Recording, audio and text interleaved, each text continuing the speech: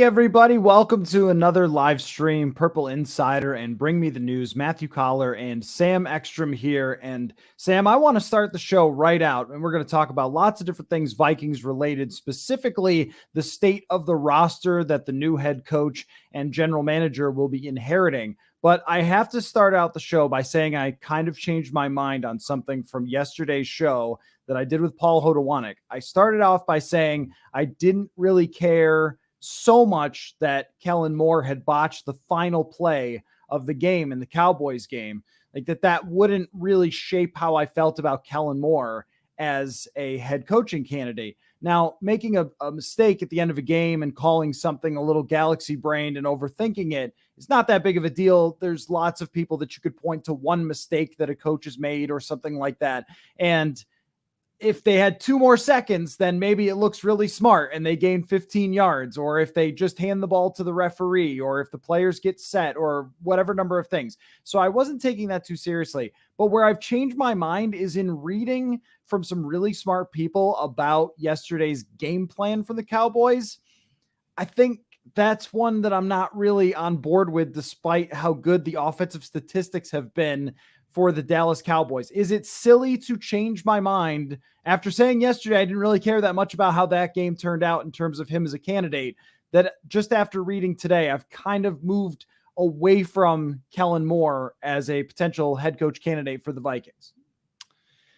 Are you saying that the game plan specifically in yesterday's game is throwing you off, or just his game plan in general with Dallas? Yesterday. Okay. I mean, it's a playoff game. Yeah. And the other team is good, and they're getting beat up on the offensive line, which doesn't always happen to Dallas. And they just struggled so much to adjust. Bob Sturm covers the Cowboys down there, and he did a whole thread about not being able to adapt when their offensive line was having problems. Yesterday, I'm watching Tampa Bay have their top 2 offensive linemen go down and continue to have their offense tick, and they just seem to adjust real quick and float along and kick the ever-loving heck out of the Philadelphia Eagles, whereas the Cowboys melted down when their offensive line struggled, which will happen to you eventually in the playoffs when you're going to play good defenses. And so even though in the regular season you're putting up 50 points in the final game against the Eagles who weren't playing starters, which is great. I mean, you should be putting up big totals, but when push comes to shove, you're going to have to beat a good defense. And it felt actually very Vikings-y yesterday of the Dallas Cowboys when it was a good defensive line, and all of a sudden the way that they scheme it up did not give Dak Prescott a ton of easy options and short throws and things like that to keep them rolling. And I wonder if that's something you're sort of signing up for more of the same if you bring in somebody who can't adjust when the defensive line is beating your offensive line. Yeah, I think that I think about when I was just starting my career. I was an audio engineer. I had to work with a lot of wires and cords, and I was very unfamiliar with it. But I learned the system well enough that I could do the process in my sleep. But when I struggled, if something went wrong, I did not know how to fix it because I had very little experience, and I just didn't know what the troubleshooting method was. And I think that's a little bit the young offensive coordinator plight, and it was certainly Clint Kubiak's problem, is that he didn't know what to do when the running game wasn't working, or when the interior line wasn't blocking, or when the defense was playing a too high shell. He didn't seem to know how to react or design plays to work around those issues. And I think if you hire Kellen Moore, you probably absorb some of that risk in that he's not going to have seen everything. He's not going to understand necessarily every possible pitfall of what's being run.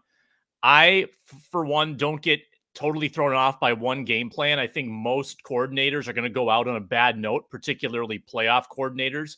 Pat Shurmur, Kevin Stefanski, they both got jobs after horrible final impressions. Awful. I couldn't believe the Browns hired Kevin Stefanski the day after that game against San Francisco, where they had absolutely no answers. Pat Shurmur's offense got completely shut down in the NFC Championship game, and they still got hired. I think you look at the body of work more so. But when you're Kellen Moore and you're younger, I think that people are more prone to point to, hey, what was that? They're more prone to nitpick. They're going to look at it under even a sharper microscope. Regarding the final play of the game, asinine. Now, I don't know who called that. I don't know if it was an option given to Dak Yeah, because Kellen Emmanuel Moore. Acho. Yeah, Go I've ahead. got the answer there. Kellen Moore called the play. Mike McCarthy okayed it. Basically said, "Yeah, let's do it." Okay. Well, okay, that's a terrible play then because the concept of getting closer for your Hail Mary rarely is effective. I mean, when you've got two shots to throw it up to Amari Cooper, you should probably take two shots and throw it up to Amari Cooper instead of an infinitesimal increase in win probability, taking the risk of not getting the ball spiked. Just a terrible decision. And it didn't seem like the Cowboys understood what, like, the receivers weren't blocking and they seemed disoriented with the whole thing. It just seemed ill attempted from the get go. So hated the play, but I'm also going to evaluate probably more on the body of work. And what have we heard all this offseason that it's so much more about like leadership, delegation, communication. It's not all about the X's and O's. It's a lot about that, but that's not the entire package when you're hiring a head coach. Yeah, I agree. And I think it is unfair to say, hey, based on this one game that didn't work out for them, that, you're just not going to hire somebody because of that. I mean, Kellen Moore has a background in the NFL as a player and then quickly became an offensive coordinator. And 2 of his 3 years, they've been the number 1 offense in the league in terms of total yards. This year, number 1 in yards and in points. And Dak Prescott was banged up for some part of the year. They won a game, I forget against who, with Cooper Rush as their backup quarterback. And so clearly what they're doing is working, and they have loaded up that offense with good running backs, good offensive line, good wide receivers, and weapons upon weapons upon weapons. And Dak Prescott is a very good quarterback. Thought after the game, he kind of embarrassed himself, blaming the referees at the end there because he's got to hand the ball to the ref. But I guess everybody's upset after games sometimes and says things they shouldn't. But I guess when it comes to the experience of a coach, that's always a hard thing to weigh, right? Like, how many games like that has Kellen Moore been a part of as an offensive coordinator? The answer is yesterday, right? Because a couple of years ago, they went 8-8 with Jason Garrett, and he got all the blame for kicking field goals at the wrong times and punting and whatever else. But they had a very effective offense. And then last year, the Dak injury happens pretty early on. They've got Andy Dalton running out there, so they didn't have a great offense. And then this year they do. And look, if we're looking at what correlates most to winning, it's clearly points and offense. And so the guy dialing up the scheme that's been number 1 2 out of his 3 years is something you want to look at and give a lot of praise for. I guess you just wonder about the lack of experience and how that's going to play out for a lot of the candidates that we're talking about. I mean, even for now, Brian Dable has been in more playoff games and has, been up for the task, certainly against the New England Patriots. I never know how to weigh that because sometimes people talk about not wanting retread coaches, and then a lot of retread coaches win. If they pull off that game yesterday, then we're talking about, well, Mike McCarthy really proved everybody wrong by, coming back after he was such a mess at the end in Green Bay and then won, and it's 6 points away. It's 1 or 2 plays away from that narrative being completely different instead of everybody talking about what a failure Mike McCarthy is, although they just were out of their skulls at times in this game, leaving the punting team on after the fake punt to try and, I'm not exactly sure what that, just put your offense back. And then they take a delay a game. There were so many things that went wrong in that. And ultimately the head coach is responsible for the game plan, but not having a ton of postseason experience. And then in your first chance out there, you get out schemed badly by San Francisco. Kyle Shanahan got the far better scheme wise of Kellen Moore there. And then having this totally wackadoodle ending to the game that the next day everybody's breaking down. It's not exactly something that makes you say, sign me up today. And so I guess I changed on that after reading some of the stuff about their offense and their scheme and what it needs to succeed and why it didn't yesterday. So did you have any feelings over the weekend about the Vikings coach search as you were watching other teams? It's a good question. There weren't a lot of positive impressions. Obviously the Chiefs and Bieniemy, were extremely impressive, and gosh, the way that they just go for touchdowns at the end of halves, it's incredible. Um, remind me, Bieniemy has not been listed on the head coach speculation. There's been like 8 head coach rumors, and he is not among them yet. Yeah, as we speak right now, no, they have not had him or Byron Leftwich or Brian Dable. So 3 guys that were the most impressive over the weekend, especially Dable. Although, I mean, I loved the ability to adapt to the wind and to the injuries that Tampa Bay had. But yeah, the guys that were mentioned have not yet been interviewed. And then Kevin O'Connell, that's tonight. So we don't know how it's going to play out with the Rams, although, of course, their offense is really good once again this year. So I guess there weren't a ton of the candidates where you could just evaluate them in the same way that we could with Kellen Moore. Right. Well, and the defensive guys too. I mean, that's just so uninspiring, I think, to the fan base. But they were pretty good. Like D'Amico Ryans was pretty good. He arguably is the one that foiled Kellen Moore, and Bowles, right? Bowles was on the list, and Jalen Hurts is playing Hurts, and they're just way worse than the Bucs. So he kind of had an easy time of it. But yeah, the defensive guys certainly looked a little bit better. Dan Quinn was fine, I guess. It's harder and I think less important to like look at sort of what they did defensively in these games. Like it's easier to analyze the offensive coordinators, the offensive coaches. So again, I'm not too caught up in one result, but you never want to hire the guy that everyone's bragging on. I'm sure that comes into the equation. So if they announced Kellen Moore today, probably going to get panned a little bit. If they wait a couple weeks, I think that things settle down and it's probably all right. And you can redeem yourself pretty quickly with a good press conference.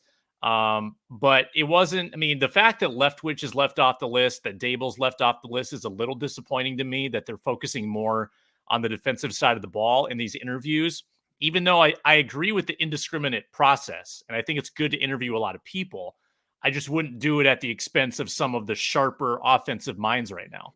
I just wonder, I guess this would be my theory, is if they're getting some interviews out of the way to see if anyone really surprises them or blows them away, and they're waiting until the end to interview the candidates that they really want. Now, I could be wrong about that, but the names that are out there right now, I guess almost all of them would surprise me. So let's go through them, the names that are out there right now. So Doug Peterson would not be surprising at all if he became the Vikings head coach. How about you just yell thumbs up or thumbs down as I go through these? Because I made the list of the candidates that we've heard about so far. So okay. Doug Peterson, thumbs up or down?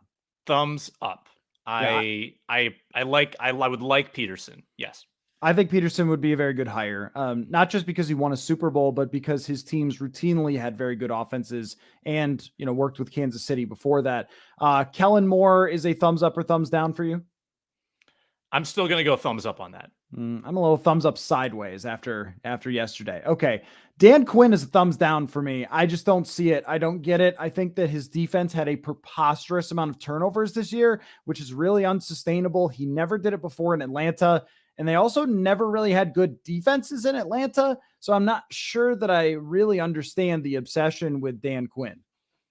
Thumbs down. I'm probably going to be thumbs down on all the defensive guys, but especially Quinn when, they had one good run. I mean, I think they had singular good defense with some high draft picks, but then that defense just folded fast. I mean, he couldn't sustain anything. So that tells me it was more of an anomaly.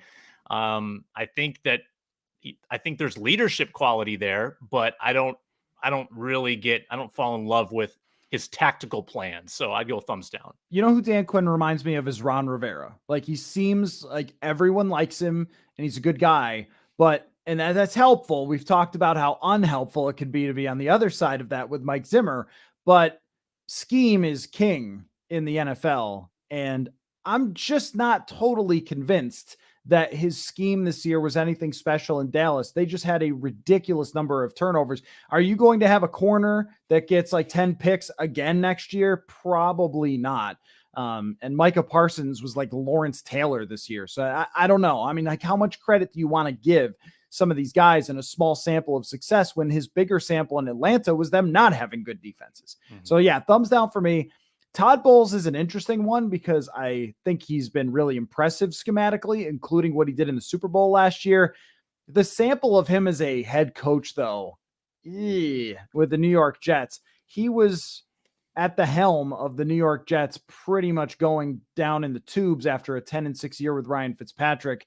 Part of that certainly is drafting Sam Darnold and so forth, but it was just not a really impressive run in New York when he was a head coach last time. I think he's probably in the right spot as a defensive coordinator.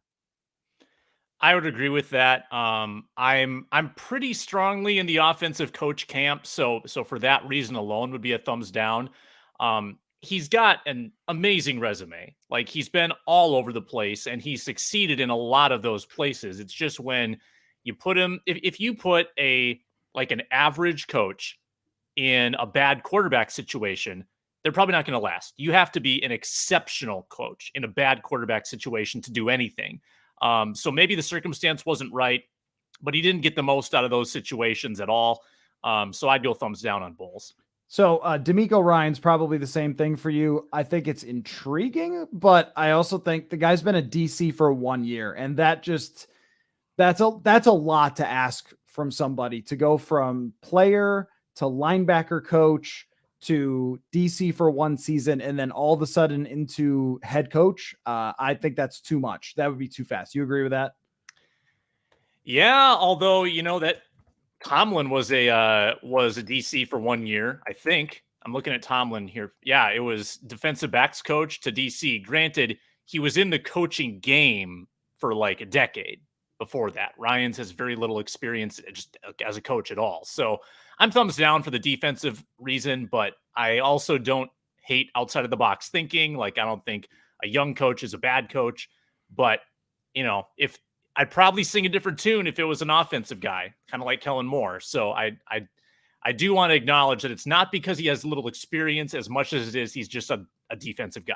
Okay, and we won't even talk about Jonathan Gannon, the DC from the Eagles, because, I'm not sure I really understand that one. But Kevin O'Connell, the offensive coordinator from the Rams, McVay gets all the credit there. When Zach Taylor was hired in Cincinnati, and I'm not saying he's a great coach, but when he was hired in Cincinnati, it was, oh my gosh, they're just hiring everyone that knows McVay. And his team is still alive. So what's the thought?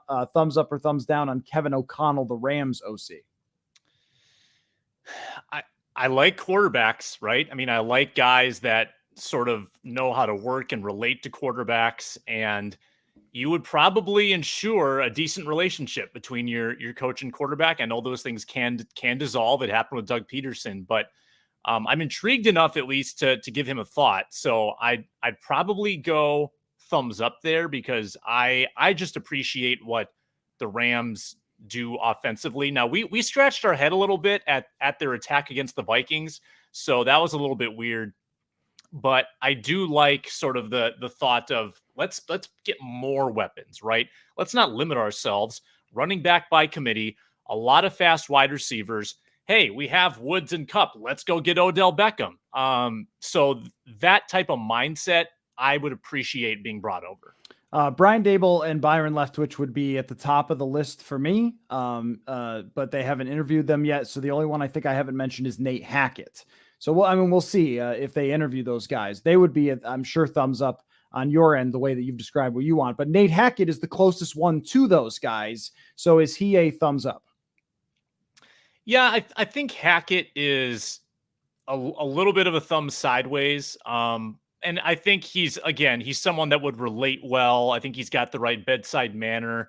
I always have just a bit of skepticism when they have a Hall of Fame quarterback, like how much of this is you, how much of this is just crazy talent. That's probably a little bit of Bieniemy's problem, because for Bieniemy, it's both Andy Reid and Patrick Mahomes are sort of overshadowing you. And with Hackett, he's been fortunate to be attached to like some of 3 of the greatest quarterback seasons of all time. Obviously makes him look very good. But I think I like the Packers are not as modern of an offense as, what some of the other more successful offenses are doing, but they're still finding a way to produce pretty well. So I appreciate that. I think I'm more of a thumb sideways, though, just because of the Rodgers caveat. Well, I think from some aspects that they are running the ball maybe more than you would expect them to run the ball with Rodgers, but also something that stuck out to me was the last 2 years, Rodgers has been in the top 2 when it comes to quarterback rating when using play action. And that's really LaFleur's thing, is designing the bootlegs, the play action, things like that, where they've taken some of the elements that work for Kirk Cousins to make his life easier, and they give them to Aaron Rodgers, and he's, of course, better. Although Cousins has always been very good when it comes to play action. But I kind of look at that as a little bit of a test case, because a lot of the best coaches in the league are succeeding by using play action a lot. This is McVay, this is Shanahan, and this was Kevin Stefanski when he was here. And then the play action percentage went down over the last 2 years after Kevin Stefanski left. And that's how, in part, he had a great year with Baker Mayfield 2 years ago, running the ball, using play action. I think that can still be a very, very effective tactic. And then when you have a great quarterback, that's where you could take it to the complete next level. And the reality is, when I look at these guys, and these coaches, they've all worked with great quarterbacks. You also have to.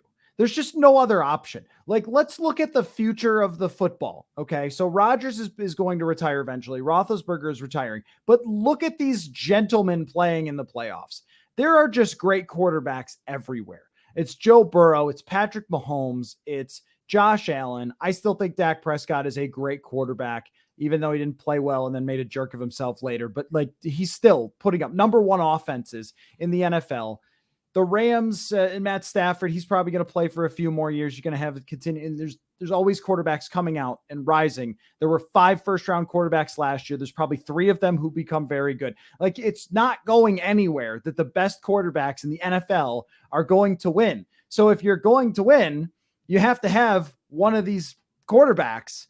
And if you give, now they did have a top 5 offense with Blake Bortles somehow, Nate Hackett in Jacksonville.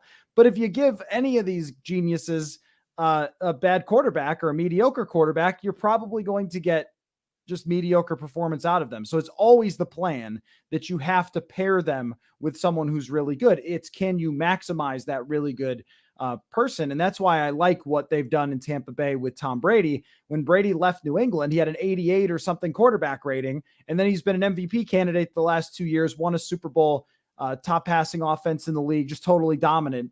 And I think that their game planning and working around him has been great. And I think the same thing for Aaron Rodgers. We were jokingly, but like not 100% is Rodgers washed just a couple of years ago when he was with McCarthy. And then I think that their offensive scheme has really helped maximize the last couple of years of his career. Yeah, you're not wrong in that he does look like a different guy there. And then, you look at what emerged too out of this new regime. The Devontae Adams that we're seeing now is one of the best in the league, maybe the best in the league. He's in the top 3 probably. And that's sort of aligned with this new offensive system. They got the most out of him. And they have handled a very good running back in a really efficient way. Like, Aaron Jones runs for efficiency, not for quantity. They don't run him into the ground. I think another team in the NFC North should have taken cues from that, but they didn't. And they seem to get the most out of their depth tight ends. They use fullbacks now and then. Alan Lazard, their depth receivers. Like, there is a lot to like about what Green Bay runs. And this is probably about 5% of the equation, but you're also weakening a competitor, which is not, it's not a bad thing for the Vikings if you do that. I wouldn't use it as your decision, but as a tiebreaker, hey, if we can like rob the Packers of this weapon, then hey, that's not a bad thing. Well, for me, having covered him just a little bit, I was just starting to break in Buffalo when he was the offensive coordinator. And so I, was producing or doing something while he was doing his interviews. He is about as enthusiastic and upbeat as you're going to find. And I think that is something that might be quite attractive to the Vikings, is somebody who brings a completely different demeanor to football than Mike Zimmer. So we'll see where it goes. I would expect that there's more interviews and things. They just started talking to general manager candidates yesterday. So we've got a little ways to go here. I would expect maybe we're getting closer, not after this week, but into the next week is when we start to understand where it's going. Greg in the comments asked about Josh McDaniels. That's just a big thumbs down for me because of what he did with Indianapolis and his tenure in Denver. He can stay in New England. Just, I don't want any part of that. You agree?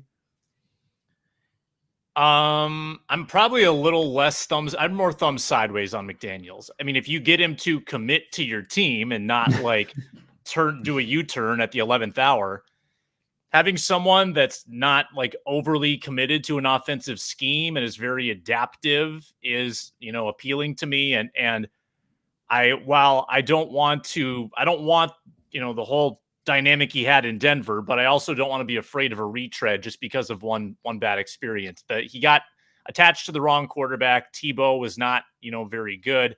And that didn't work out. McDaniels probably handled himself badly too. I think there's red flags, but I wouldn't mind interviewing him.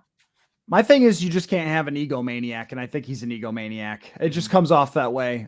Came off that way in Denver. How does someone come up with a power struggle? I was reading back on McDaniels. A power struggle in the first year. Like usually power struggles take a while to develop, but no, instant power struggle with Josh McDaniels. And it seems like the demeanor of people that Belichick has around him doesn't always fit so good with other organizations, even with the Brian Flores thing. Like, look, I think that Miami has no idea what it's doing, but it certainly makes you wonder, like, why did that happen? Because it wasn't how they performed. They were a decent football team 2 years in a row with meh talent. So it was probably Joe Judge. Right. Getting along with people. That would really concern me. And then there were reports a couple of years ago, and this it's the funniest thing in the entire world, that I think it was Seth Wickersham when he wrote his big report about what went wrong with Brady in New England at the very end and the tension and everything, which is how it always goes. But he wrote that some on the offensive coaching staff, wink, wink, thought that they could plug in anybody else to the system and it would have the same results as Brady. And I'm like, that is the peak arrogance maybe ever that I've ever heard in my entire life, of the most arrogant thing you could possibly say. So if McDaniels thought that, I've got zero interest in him, because it's Brady, folks. It's Brady. While we're talking about the demise of the Patriots, let me just ask you about your opinion on Buffalo's performance. And being from Buffalo, I would just love to know your thoughts on what the city of Buffalo, the euphoria that they are experiencing today and this week. Yeah, I think that there's something to be compared with Vikings fans, except for they weren't mediocre and in the playoff race for a long time. They were horrendous. They were an absolute laughingstock armpit of the NFL. Like when Stephon Diggs is traded there, the Vikings fans who just agree with everything the team does were like, ha, Diggs, that'll show you. You get sent off to Siberia, right? Like, yeah, I mean, that was the reputation of the team for so many years. It was just misery. And this is what a quarterback does. I mean, it's truly like the reason the Vikings don't have a Super Bowl ring is the quarterback, end of story. They have never had one. Never had one, like, aside from Favre for a year, never had one like Favre, never had one like Rodgers, never had one like that guy. The closest they got was Dante, and then it ended quickly and the team was a disaster. But even then, it wasn't like true franchise quarterback for a long period of time. So Buffalo did have this before with Jim Kelly, and this is what it looked like. And so, I mean, that's how much, Buffalo before Jim Kelly is a disaster. Like, this is how much one player, if you hit on that guy, can transform an organization. So what you're seeing euphoria wise, and Ryan Fitzpatrick was in the stands with no shirt on. That happened, which did not surprise me at all. Just knowing Fitzpatrick a little and how funny that guy is, but also like he loved Buffalo. It became really his home when he was there. I think that if you're a Vikings fan, you're looking at it with jealousy, saying like, that's what we want, is this one person to build the organization around, to feel like you're a real Super Bowl contender, which is something that those people have not felt for a very, very long time. So yeah, I mean, it's cool to see. We've seen a bunch of other teams go through it though. When you get that person, it's like the Indianapolis Colts when I was growing up were so bad. It was like Jim Harbaugh, Paul Justin, like they'd have these ridiculous quarterbacks in there. Jeff George, they drafted him number 1 overall. He's bad. And then Peyton Manning. So they're a laughingstock. Then Peyton Manning, then their premier franchise. It's just like that. New Orleans. You had Jim Everett, you had Danny Warfel, all these, a couple of Billy Joes mixed in there. And then all of a sudden, right, the light goes on and now New Orleans, a premier franchise. Like that's how it goes. So anyway, that's kind of how I've been viewing Buffalo, and I'm going to have a guest on later in the week to talk about their perspective of rebuilding their team the way that they did. So I want to ask you about, like, give me a 1 to 10 here, since we're doing thumbs up and thumbs down and different things. Like, we've talked about this as an attractive job for coaches because you get Justin Jefferson and you get to pick your own quarterback. With the salary cap situation, with a difficult decision on Cousins, with a fan base that's antsy, I think that the GM job is attractive, but I also think that it's got landmines. Like, if you get the quarterback thing wrong, you just blow up and get fired, right? If you lock yourself in and end up in a place of mediocrity, you blow yourself up and get fired, right? Like that's the way I look at it, is even though the Wilfs are patient, I also think that the Wilfs have things that they need, that they want, that they're going to tell the next general manager, we want you to do X, Y, or Z. Even though they're going to say they're not. I don't believe that. I think if I owned $1 billion something, I would have a say in it too. I guess I just wonder how you look at that, like on a 1 to 10 scale of how good this job is for the next general manager. Yeah, and just to further your point, I mean, Rick Spielman claimed to have daily dialogue with the owners, daily. If you don't care about the day-to-day, you aren't having daily dialogue, right? So there's that. And I assume that would be the case with the next GM. There would probably be daily dialogue. There'd probably be a lot of communication, especially as the ownership sort of vets out this new person. But I still think the ownership is a plus for this job. I think the facilities are a plus. I think the offensive talent is an enormous plus. I guess most GMs don't inherit a good quarterback situation. So with the Vikings, like the worst position you could be in would be locked in financially for multiple years to the wrong guy. The Vikings are locked in financially to the wrong guy for 1 year. And that's okay. If you can get rid of that, if you can eliminate that financial problem, that albatross 1 year in, and then build the team around someone cheaper and younger, that's a pretty good situation. And you still have the offensive talent around them. You don't have to like spend that much money on the offense. You have to on defense a lot, but the offense is in a good place. So I think it's actually pretty attractive. I'd go like 7.5. Yeah, I think that that's right. I think that it's attractive because you can pick your own quarterback, and also because at this point, and I know that maybe some circles of the internet would make it seem different than this, but I think at this point, moving on from Cousins would be a highly popular move. So if you can come in, and it isn't like Detroit when they moved Stafford, and I think Detroit fans are pretty sad about that. It's more of, well, this hasn't worked at all, this strategy of paying this guy this much money. And so it would be really exciting for the fan base. I think 90% of the fan base or more would look at it as Matt Corral or Sam Howell or Malik Willis. Like, yeah, these are our guys. Like, these can be our Josh Allens or our Joe Burrows that completely transform franchises. And even that possibility would be very exciting. So your first move as GM, you could have most of the people saying, all right, let's go. That's the thing we wanted all along over the last 2 years. So that's a good thing. Where I think it's difficult is you look at some of the older players' contracts here, and there's a case to move on from a lot of them. I think that Adam Thielen is much more of a rework that deal, lower the cap hit type of guy, because I don't think you want a different quarterback coming in here without him as a receiver. Still very good this year. The rest of them, though, Harrison Smith, Dalvin Cook, like, you're talking about a lot of reason to move on. They're very likely to move on from Anthony Barr. Those would not be popular moves, to trade away Harrison Smith or to trade away Dalvin Cook. I remember 2 years ago, our friend Eric Eager, who did the reaction with us to the firing of Zimmer and Spielman, which, by the way, quickly became our most listened to episode ever. And it was on this stream. So I was very excited about that. Yeah, thank you.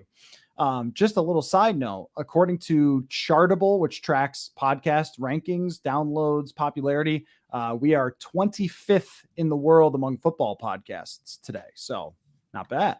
Anyway, very excited about that. So I appreciate everybody pumping us up there. I'm sure it helped to have them fire the coach. You know, thanks, guys. Catastrophe is good for business. I forget what point I was making, but I think it's so you have this balance though of some very difficult contracts to deal with. But Eric Eager had mentioned 2 years ago that it might be time to trade Harrison Smith. And of course, the responses to that were, "What are you?" It was a very unpopular comment by Eric, and I think that the appreciation for Dalvin Cook, the appreciation for Harrison Smith and Adam Thielen would have a lot of people going, "What are you doing? I have this guy's jersey. We love this player. He's not the problem. Why are you moving on from him?" And also you have owners who are saying it's not a rebuild. So even though it would be maybe smarter to move on from a running back who had his worst year by PFF grade, and of course the plus 27 thing. I mean, once you get to 27 and beyond for running backs, it's scary out there. But if your ownership says, no, actually, we love Dalvin Cook, so we want the offense still involving him a lot, and we want him here, we like that contract. Like that's one of, I think, the trickiest things that they're going to have to deal with is that there's a good case to reset some of these things and get draft capital back. But you have the owners saying, no, we expect to be in the mix next year and then maybe a Super Bowl contender 2 years down the road. You both have time and not a lot of time, if that makes sense. Right. And we don't know how, mandated that win now statement is. That could just be something to not use the tank word that fans don't want to hear and keeps the fan base appeased. And I think that, I think they will be in the hunt as they always are. I think that that's totally realistic. I think the Cousins move, the timing is everything. Because if they make that when the Colts and Eagles did the Wentz trade in February, well, that's huge. Because then you go into free agency knowing you have money to spend, and you go into the draft with that capital potentially, probably a high round pick. If you wait on Cousins and you can't find a suitor until, April or even worse in like June, well, then all of the offseason has passed you by. So you made moves in free agency, assuming a shoestring budget. You probably didn't bolster your defense, and you might, not have gotten the quarterback you wanted either because you didn't have the extra draft capital. So the timing is huge. And whoever is the GM, if they're named, let's say it's like the 25th of January, I think they've got like 4 weeks to figure this quarterback thing out. They've got to move. That's got to be the first order of business. If they want to make that deal, they got to get on the phone. They got to talk to the Steelers. They got to talk to the Eagles. They got to talk to the Dolphins and see, who's got the cap space, who's got the draft capital, who likes Kirk Cousins, anyone, and see if that will happen. But then if they trade Cousins to Coller, then you're not as pressed to get rid of some of these beloved veterans. Because you've got suddenly, over 20 million, I think, in cap space at that point. You can restructure Cook without cutting him. It doesn't really make sense to cut him this year because his cap hit's too high. You could cut Michael Pierce and save $6 million. Restructuring Danielle Hunter, giving him an extension would save a lot of cap space there. So maybe we're talking 1 or 2 cap casualties, but if you get rid of Cousins, suddenly the pressure's off and you don't need to have that massive exodus on defense if you don't want to. Yeah, the Cook thing is a kind of a post-June 1st that's much more beneficial, or even if it was a post-June 1st trade, hard to pull off. Not an easy thing to move on from, which is the reason that we wonder when you sign him to the contract, like if he falls off and he has injury problems or whatever else, this is not going to be easy for you to just snap your fingers and move on from for a couple of years. And unless they do the post-June 1 thing, even next year, it's not super easy. And who's trading draft capital for a running back? Like you're probably getting what? 3rd round pick back, a 4th round pick back. Like it's not going to be someone like back in the day giving you the franchise for Herschel Walker. Unfortunately, the league has figured out that was a bad idea. I agree with you that it's going to happen fairly quickly if they're going to move on from Cousins with the new GM. My guess is that is question number 1, 2, 3, and 4 from the owners is what are you doing at quarterback? Now I got something in the mail yesterday. It's a little bit of a problem for this. Jury duty on February 14th. There is no question in my mind that as soon as I walk into that room, they trade Kirk Cousins. There is no doubt. I now know the day they trade Kirk Cousins. It is February 14th. I think Wentz was Feb 18. I think that would be right in that week. It is going to be that day. There is no question about it.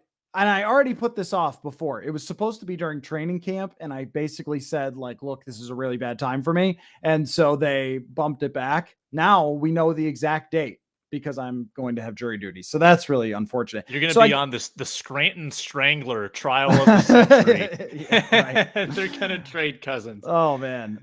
So I got an interesting tweet from somebody about Cousins trades, and we might as well go down the road as we're trying to put ourselves in the shoes of new GM X, about trades involving Cousins that also involve another quarterback. So the proposed trade from the listener was, what about Wentz and then their 2023 first round draft pick? So you have a bridge quarterback. To me, that's a no, because I want a quarterback this year to get started. But is there anybody in the league that you would be interested in trading for their quarterback, as long as it still came back with a first round draft pick for Kirk Cousins, or maybe a second if no one else is giving you a first? How much of a problem do you think Deshaun Watson is? Because that is a big problem. I think he's a big problem too. But I also looked at his dead cap, and it basically goes almost all the way down after this season. So if you wanted to take a 1-year gamble on Deshaun Watson and get rid of Cousins in the process, and maybe Houston is like so sick of the headache that they'll give you a pick as well, then you're still in cap hell, but you might have an asset, but who also has legal problems hovering over him. It's a crazy move. But I just happened to look at his cap hit, and the fact that you can get out after 1 year is probably appealing to whoever does acquire him. I assume it's not going to stick around in Houston. Yeah, it seems like Carolina's also been buzzing around this. Miami has been buzzing around this. My thing here, it's like, this is always a struggle. How soulless do you want to be?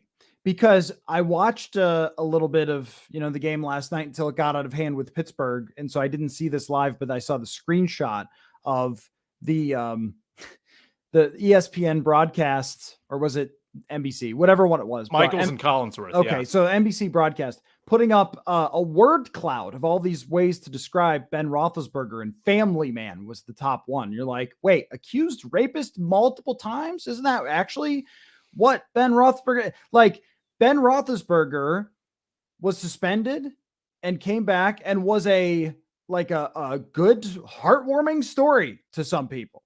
And he went on and won a lot of football games and everything else. Michael Vick came out of prison to the Philadelphia Eagles, had them in the playoff game. Again, they just turn it into a comeback story. And with Watson, there's a part of me that says, and I know how bad this sounds, that says, I don't know, man. He's really good at football, and that's all that anyone will ever care about. But then there's the other part that you go, also, how does that look though? Like, how does that look to your fan base? How does that come across to half of Vikings fans are women, for one, which shouldn't be the reason, but also like, holy cow, that looks pretty darn bad. And also the possibility that he does it again. Think about their recent red flag guy with Dalvin Cook, who we were told, no, there'll never be any problems ever again after college. Well, there's a lawsuit that says that, maybe different. It's a very hard one, because teams have so often benefited from taking the guy that has huge problems.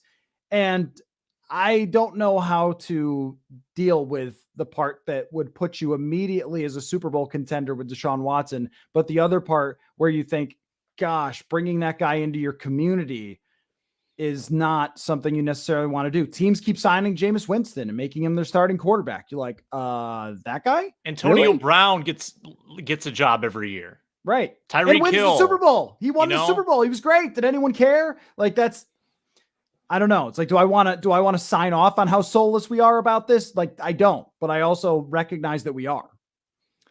Like, we should recognize that Deshaun Watson probably at some point will be a starter in the NFL again. And whoever is his employer will probably have success. That's probably what's going to happen.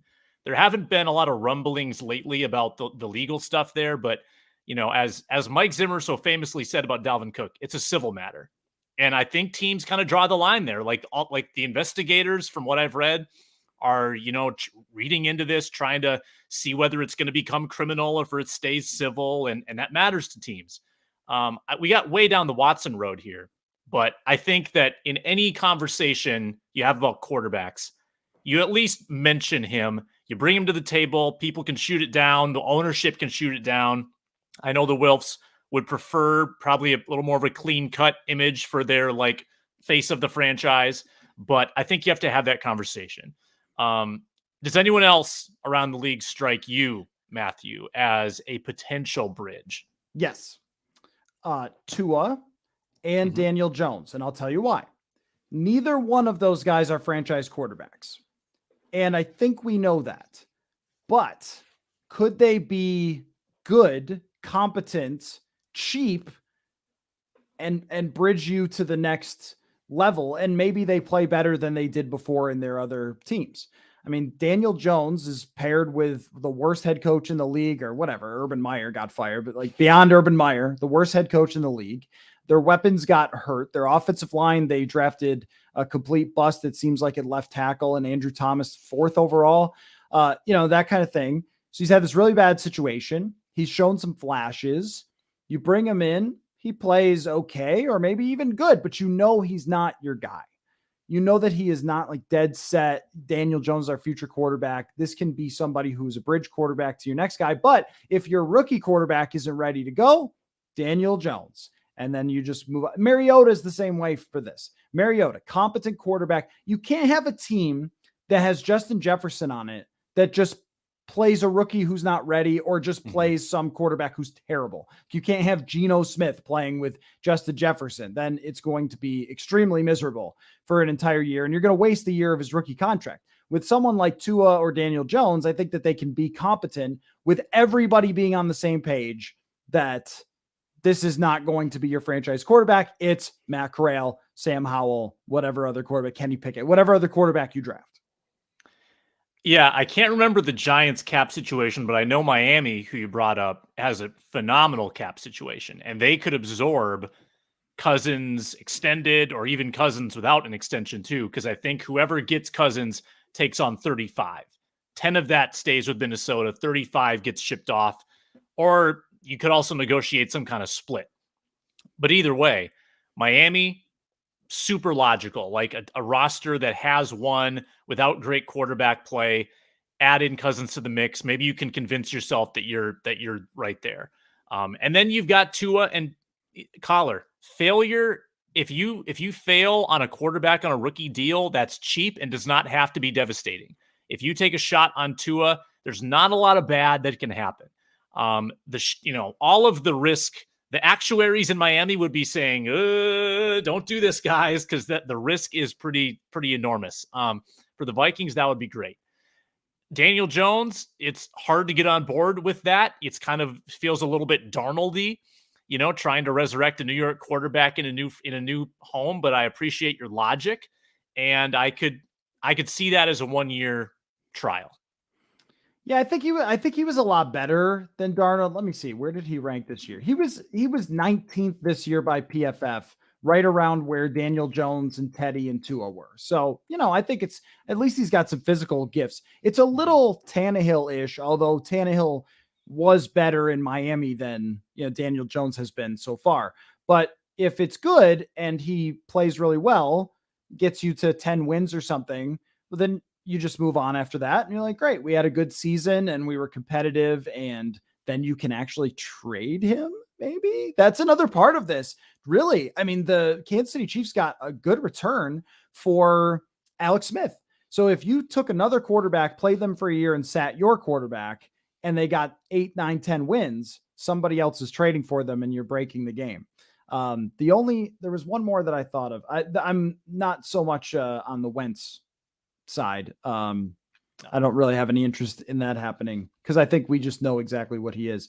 But anyway, so that's sort of, there's so many options here for what they could do. And I know that people in the comments are mentioning Russell Wilson. I just don't know that Russell Wilson wants to come to another team that looks just like his team. That's in the middle of the pack. They have great receivers, two of them. Vikings have two great receivers. The defense is a complete mess. I think if you're Wilson, you want to go to a team where you're going to be able to win like next year. It would be my thought, or he's just going to stay in Seattle. So anyway, well, we do this every week, sometimes on Monday, sometimes Tuesday, depending on how the schedule goes here, streaming on Bring Me the News. So everybody who watched this, if you want to hear more, you could check out our daily show, Purple Insider. If this is the first time you're checking us out, we talk Vikings football every single day, and read our written work too. We got lots happening at Bring Me the News, and Purple Insider .substack.com is the newsletter, and we're also building a new website, which I'm excited about. So good stuff. Sam, thank you for your time, and much more to come, my friend. Thanks, Matthew. Thanks for watching, everybody.